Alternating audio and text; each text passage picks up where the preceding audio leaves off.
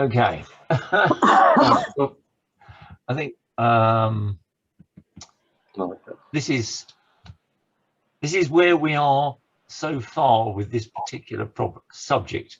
So do you want to just talk through the first few, yes. Roger? Yeah. Very, very quickly.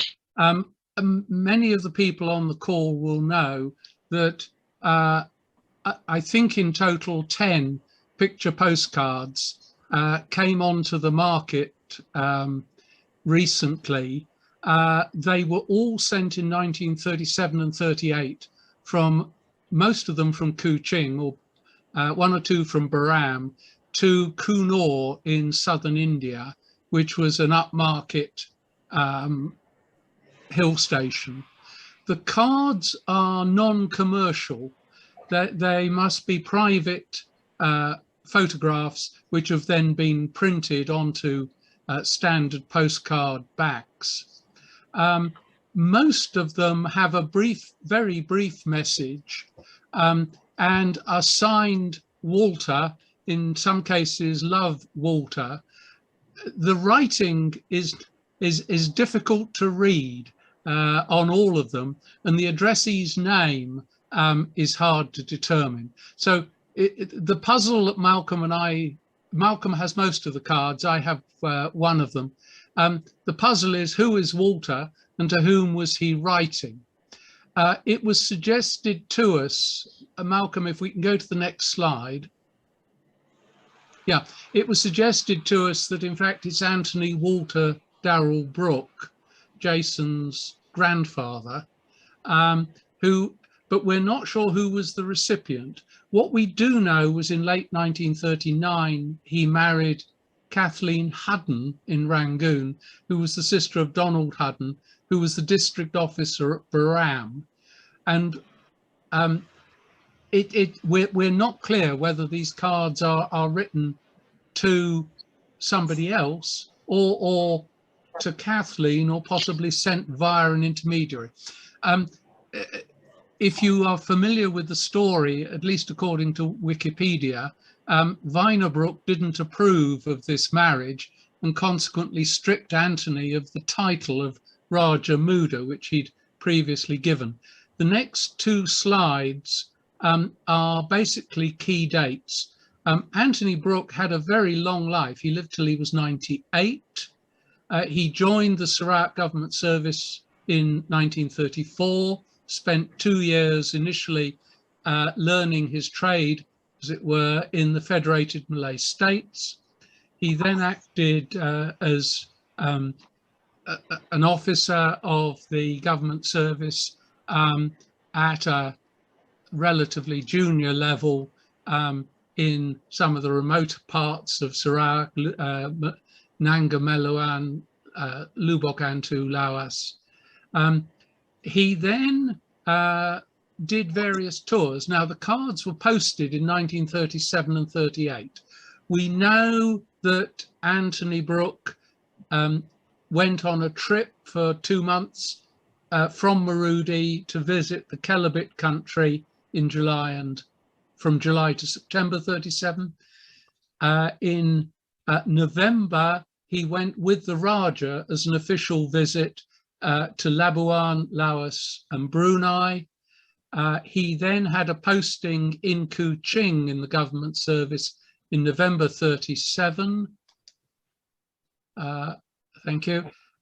He then had just over a year's extended, just under a year's extended leave of absence from April to February 39.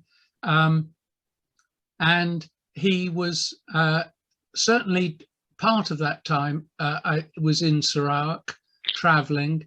He then came back, acting district officer, was appointed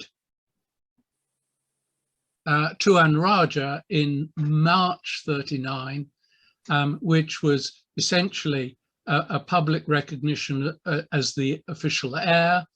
He was married in Rangoon in, I'm not sure of the date, but towards the end of 1939.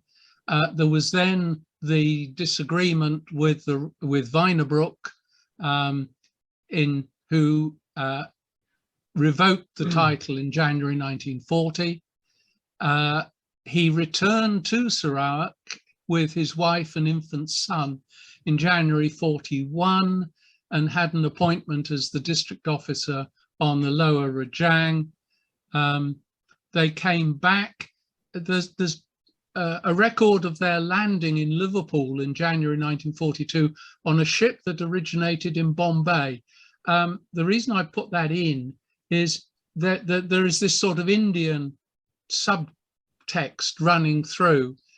He was reappointed, I believe, as Rajah Muda, possibly as Tuan Rajah, anyway, and officer administering the government. And then in 1945, as we know, basically through a series of stages, there was then session and the country was handed over to the British government. I think that's the end of those slides, but it just gives you a sort of series of dates. And since we're recording it, you can go back and look at those. Okay, Malcolm, I think you're next. Okay, so let's go. Right, so I thought the first thing we'd do is, as Roger's already raised the issue, the writing on the postcards is not straightforward. These are 3 examples of the address. We have Miss Clare, we're pretty sure that's Miss Clare, and then we have a Miss Margery, and then we just have a Miss. Now, one thing that has subsequently emerged is this, you can see whoever the writer is, the variability in the formation of letters is quite interesting. So we have here, could be almost anything. This is almost certainly a J, but this is also a J. So we have 3 different versions of a J. And funnily enough, only yesterday, this letter here, this big C with a little bit, turns out to be a K, because there is a Kuching that is written like that. So, but whether this is an S or a G or so you can see the rest of the address looks to be the Manor, Grays Hill, Coonoor, South India. We know that there was a hotel called Grays Hotel, and there is an area called Grays Hill in Coonoor, so that all hangs together. Efforts to discover who this might be have so far proved less than fruitful. However, that gives a hint of the complexity of his writing, which means that it's difficult to proceed on that front at the moment. Dates we currently have: 28th of September, 2 cards, 4th of November, 5 cards, all written on clearly written on the same day. The 2nd of April, 1 card, 38. 24th of July, 1 card, and the 11th of September, 1 card. So that's currently where we are. One suspects there are more cards out there, and I believe that Roger Birch has 1. So no, I don't. Oh, you don't? Oh, no, damn. I've only got that. A few letters that were signed off actually by Anthony under the name Peter, right. And these are taken from Jason's Brooke Trust files, and to my opinion, they're completely different. Right. So, so we may be up a gum tree, but who knows? As Roger's already said, the cards are all photographs, and the senders obviously had them printed, probably in Kuching. Hang on, let's just do Desmond. They quite clearly show that, extensive travels in the interior, and there's a hint of government business, and whoever the author is, he's obviously very interested in the native population, because a bulk of the cards are people. So this card, as you can see, this is a prau going upriver. for the race down river. And this is, we think, at Lepaluju. Though quite where that is at the moment, we're not sure. That's the front of the card. They're quite good photographs, which suggests that whoever he was, he had a quality camera at this time. Whether it was something like a Leica is anybody's guess, but all of the photographs are pretty good quality. This is an interesting one because this shows the government house at Tebakong, and this was sent on the 4th of November 37. So this was sent on the 4th of November. Obviously, it wasn't taken then. It must have been taken significantly earlier, because it's almost certain that he had to get back to Kuching in order to have them printed before he sent them. Of course, developing a film and printing some postcards takes a day or two at top whack. On the back, it said, "This is a lovely spot, but I did not stay here. I just visited it by day, possibly because back to headquarters." Before back to headquarters? Well, hang on, there you go. This is a lovely spot. And I think I did not stay here. I just visited it by day. I think that's by day. And that is the, you see what I mean? Not easy. Don't worry, on we go. So that, I think, is quite clearly, it does seem to be back to headquarters. So, and obviously that was posted from Kuching. This is one of the big group that were sent on the 4th of the 11th, 37. This is, hang on, this is Rajah's card. This is another one of the ones from Baram. So we have 3 that were sent from Baram, 2 via Miri and 1 via Cebu. And as you can see, this is a small group of natives. I can't, because it's a bit, I can't read that one. It might be easier to read directly off the, but it's I can read it for you, Malcolm. Some Cayenne men and children love water 1st of April 38. Oh, right, so that's Cayenne, whereas Cayenne. The others it's your IC, it's that IC forming a K again. Yes, it's a very strange K. It's consistently bad, but so obviously at some point he was up country in their area. Now this is a group of Dayaks, both men and women. Again, as you see, certainly quality photographs. Yes. And the back of this is just simply labelled. Another snap of mine, and sorry, in the front was obviously labelled Land Dayak. He always spells Dayak, D-Y-A-K, men and women. There we go. So that's that. And there's another group. And this one on the back says, "Snap by me of some of my hosts, the Dayaks. These are more civilized ones and ape the Malays in everything." And that's quite a large family group. And again, definition, quality of the photograph, absolutely spot on. This is the reverse, again from Kuching.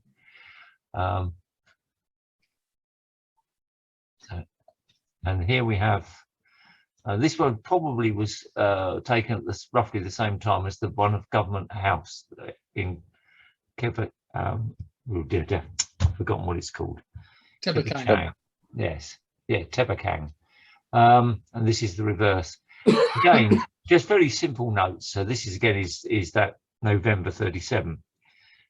Pretty scene near Tebakang, and not much else.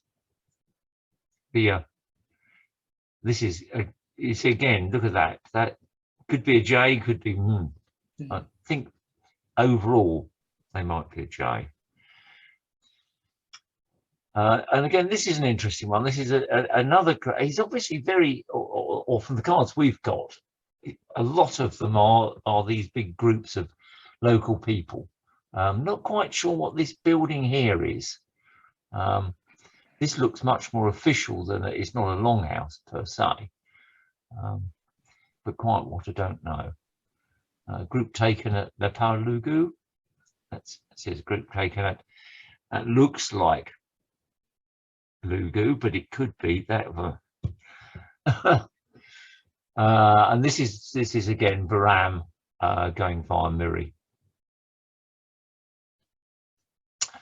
This is another one of the 4th of November ones. Just a simple land dive and his wife in a small clearing, and that's the yes. Yes, I think it says they look question mark. All right, don't you possibly think, don't they? Yes, it's a very great tendency to wander off. So the writing is always a challenge. And this is another one, again, from that same group, just one small child.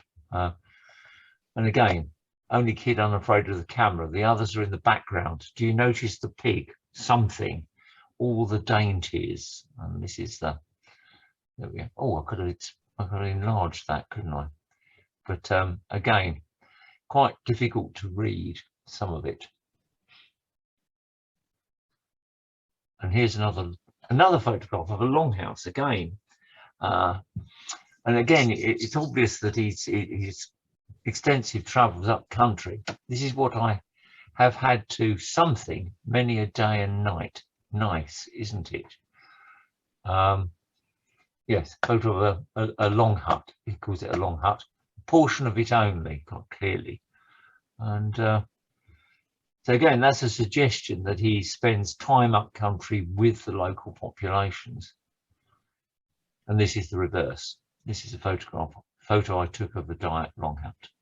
A portion of it only. Was that Walter in the photo in the middle of the group? Wearing the whites. It's interesting. I hadn't noticed that. I don't know is the answer. Young chap, obviously. Yes. By the look of it. Hang on, because I've got them all. Oh, because this is the one where I didn't show before. I was ferreting through another box file, and this one I obviously bought at the one of our auctions because it was in a cheap plastic insert with, I think, 151 on it or 154 on it, which was clearly one of Ivor's cheap cutting out a tiny piece of sticky label type approaches. So hang on a minute, because I have the Mystic. It seems to read, I have had to live in. Ah, thank you, Len. I'm not sure. I think we have to blow it up a lot more. Actually, he does look European. Oh, very much so. He's got white socks on, hasn't he? Yeah. And, I don't think a native, if you look at those around it, like that. Yes, I've yet to see a Dayak in white socks. yes, absolutely. I would suspect looking at it, it could be a local Malay native officer. Really? Because because they would have worn whites, and he's wearing a short sleeve T-shirt. I mean, any of the European officers I've seen would always be in their full shirts and ties and even jackets and any. Depends if it was an official. Yeah, maybe if it was an unofficial visit, maybe he was on a sort of furlough. Well, it's possible that Walter's taking the picture. Yes. Well, yeah, that's true. And well, so therefore, he said that he took the photo. Yeah. Yes. Jason, did you know of your grandfather as Walter? No, he's never been referred to as Walter. he was known as Peter, and he would almost invariably sign off as Peter in, informal correspondence or family or friend correspondence. Anthony, if it was very formal, but usually Peter. The handwriting to me doesn't look at all like my grandfather's. There are quite a few examples of that on the Brooke Archive website. I don't know if you've been onto that yet. Yes, digitized letters yeah. from. I can't really match up any of the M's and Y's and different things. And my grandfather tended to write in a very neat line, almost like he was using a ruler, whereas these are quite erratic, I think. There's another officer on the civil service list who was called T.E. Walter. I don't know if he might have been signing off with his surname, perhaps. I don't know much about him, but I know he existed because he's listed there in 1938. Oh, right, that's useful to know. Yes, and that's interesting. The thought that might be a local Malay officer. Yes, as well. Because I said I only found that about 2 days ago. There you go. So that's the reverse. And sorry, I scanned it badly and chopped the top off, but they are the stamps are all there. So yes, now this is, and I certainly at first glance I would have suggested yes, it's quite difficult. This is one of the letters on the website, or just a page from it. So, but it's interesting. Even here, or this person is also highly variable in some of his lettering, but I haven't had a chance really to go through it. But yes, I mean, I think the similarities are not that. Why, Jason? good. Why did he sign off Peter if his name was Anthony Walter Dayrell? Peter was just a name he was known as since he was born. Okay. Within the family, it's just one of those strange things that families do. No one knows where it came from.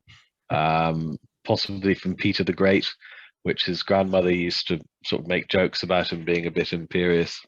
So it could have been from there. But he was always known as Peter. I've never heard him referred to or refer to himself as Walter before. Okay. I mean, of course, if it's a code or a secret letter or something, I suppose that's that's possible. Yes. But they are, of course, postcards. So it's not as though it's inside an envelope. Right. It's just a thought that occurred to me. But you've no idea when he met his wife for the first time. I could find out because it was when he was on leave, and he was only on leave for a short while in England, and he was introduced to one of his friends who was Donald Hudden, was a district officer, and introduced him to his sister. So Kathleen was Donald Hudden, the district officer at Marudi's sister, and they met when Anthony was on leave, and that was that. It was a sort of quick opportunity to pick up a wife, I think. So I think I could probably go and find out when that was that he was on leave. But I guess it would have been around 1938, something like that, sometime in 1938. Thank you. Yes, that would be helpful. Yes, because yes, on an immediate look, they aren't that similar, but the inconsistency in the writing is similar. That's the one thing, and the letter does look as if it was written in a hurry. Have you managed to check against when Anthony was in the country, the dates of these postcards and when he was in the country? Well, this because Rajah did all of that initial plough, and it does look as if he was in the country at the time these ones were sent. Okay. And we have to bear in mind, of course, that we have no idea of when the pictures were actually taken. that's the other thing. I've never known him to take a photograph. Not a single one. His wife Kathleen took a lot of photographs, but we certainly have never seen any taken by my grandfather. Right. It could well be that it is somebody else. Yes, the other Walter. But who? That's the question. So then we just at the back end. Oops. So that's where we're at anyway. So there are. So it looks as if it might not be Walter, or it might not be Anthony Walter Dayrell. It'd be interesting to match up some of the letters. I can't really do it on my phone at the moment, but well, I was going to sort of plough through, because this letter is, I think, 14 pages long, and this is just page 4, and it's quite difficult to decipher. Well, certainly I find it quite difficult to decipher. So I was going to download it and enlarge it and see what the consistency is of the way in which he writes, because just in case, whether we have any unusual lettering, but that takes time, which I haven't had. I mean, what is amazing, Jason, is the amount of family documentation of yours before the war and during the war that exists in this group. There's an awful lot. Yeah. Some of the telegrams when Vyner was missing in action when the Japanese invaded, some of the telegrams of trying to find where he was and telling him to get back quickly. Or I'd love to see those. Yeah. Yeah, Simon has most of them. No, I don't have all those. I've copies, but I don't have all those. But I do know where they exist.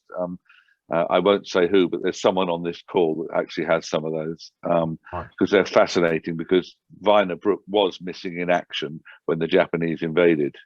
He was on one of his excursions. Yes, wasn't he in the Philippines? Yeah. No one knows, but he used to have an excursion, and I shouldn't say this with Jason, but he used to like going to meet young ladies. And Sylvia, if you read her book, was perfectly okay with all that. She said, he had to get away every so often, and he was away. He was away when the Japanese invaded, and his secretary said, "Where are you?" And he then went to Australia. Okay, it's John Higgins here. I'm just looking at the Rajah's officers. There is a Thomas Edward Walter, 1938 to 1941, who was forest officer, duty in Kuching, 5th of December 1938, duty 4th Division, 17th of January 1939, divisional forest officer, 4th Division, 9th of February 39, and then 4th and 5th Divisions, 1st of June 1939, temporary supply officer. He wasn't there in 37. 37. Not according to this. No, not according to this. No. But I mean, there is another Walter. Yes. It would also be strange to write love and then sign it with your surname. If it was a memo in an office or in government service, I could understand someone using their surname. That was common practice, and indeed as a form of address as well. But I suspect that the person we're looking for has Walter as a given name rather than a surname. Yes, it would need a bit of looking, wouldn't it? Yeah. If I could just, Yeah. If I could just come back to the March meeting down in Torquay. The dates are the 17th and 18th of March, which is the Friday and Saturday. But and of course there's a full programme. But on the 19th of Sunday, there's nothing as such planned. So I'm just wondering if that would be a good day to plan a trip to Burrator. If that would fit in. Sorry, that was a bit short notice, wasn't it, Jason? Yeah. Well, I just thought I'd let you it's know all right. Yeah, I mean, in principle, it sounds absolutely fine. I can't think of anything. But do send me an email or something so I have some record of it. Because I'm happy to liaise with you. So yeah. Yeah. Okay. So yeah, the 19th absolutely. would be a possibility, maybe. Be very nice. Be lovely. Indeed.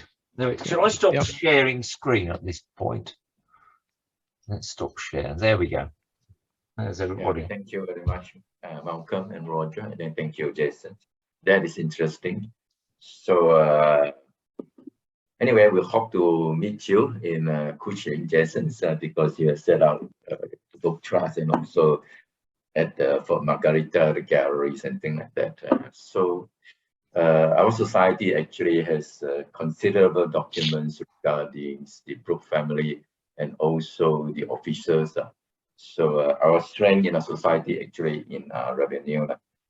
If you allow me to share screen, I can show you the one of the journal, the Sarawak Black List. Is it okay? Just to glance